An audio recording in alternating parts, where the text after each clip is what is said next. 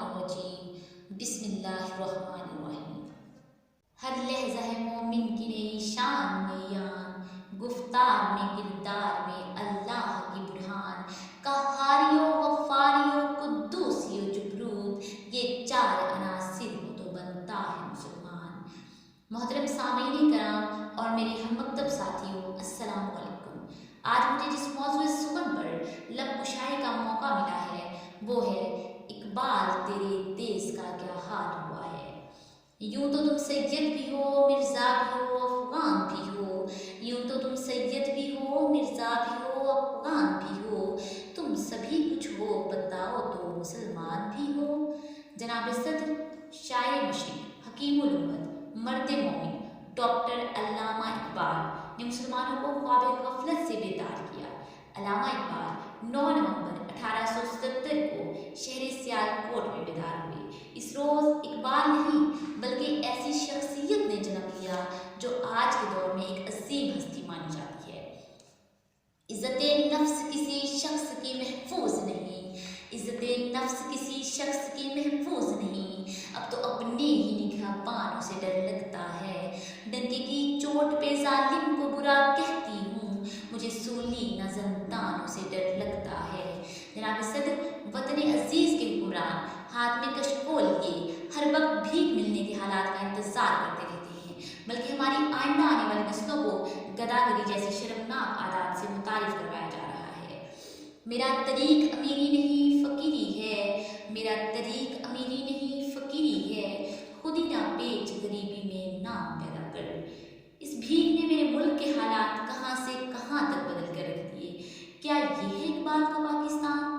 جناب صدر افسوس صد افسوس۔ ارے یہ بات کرتے ہیں اقبال کے خواب کی تو یہ جان لیں کہ اقبال کا خواب تھا کیا۔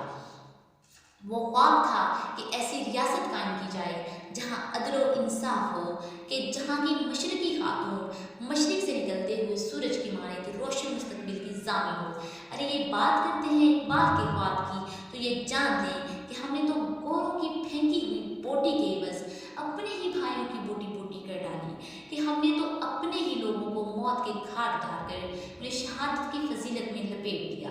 تو صدر اعلی وقار علامہ اقبال فرماتے ہیں، کیوں سکھاتے ہو انہیں انقلاب کے راستے، کیوں سکھاتے ہو انہیں انقلاب کے راستے، یہ کمزور ہاتھ بغاوت نہیں کرتے، ذلت کی دنیا سے نکل کیوں نہیں جاتے، ذلت کی دنیا سے نکل کیوں نہیں جاتے، یہ لوگ بھی کیا لوگ ہیں، مر کیوں نہیں جاتے۔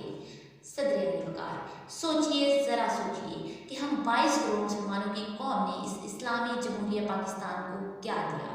ارے ہمارا پاکستان، پیارا پاکستان کا نعرہ لگانے والوں بتاؤ کہ قاتل اور مقتول میں کیا فرق رہا، کہ 25 لاکھ محب وطن میں تعلیم کا سوال اور جواب چپ، کہ بینکوں میں پڑے ملک کے اربوں ڈالر کا سوال اور جواب چپ۔ ارے میں سوال کرتی ہوں پاکستان کے ان نوجوانوں سے کہ جسے اقبال نے اپنا شاہین کہا، کہ جہاں فلسطین میں، کہ جہاں اب برما میں تمہاری ماں بہنوں کی عزتوں کو تار تار کیا جا رہا ہے تو کرنے دو، مگر تم ذہنوں کو مان ہٹا کر دیکھتے ہو، کیونکہ تم شاہین اقبال ہو۔ اقبال تیری قوم کا اقبال کھو گیا، اقبال تیری قوم کا اقبال کھو گیا، ماضی تو سنہرا تھا مگر حال کھو گیا، ماضی تو سنہرا تھا مگر حال کھو گیا۔ والسلام۔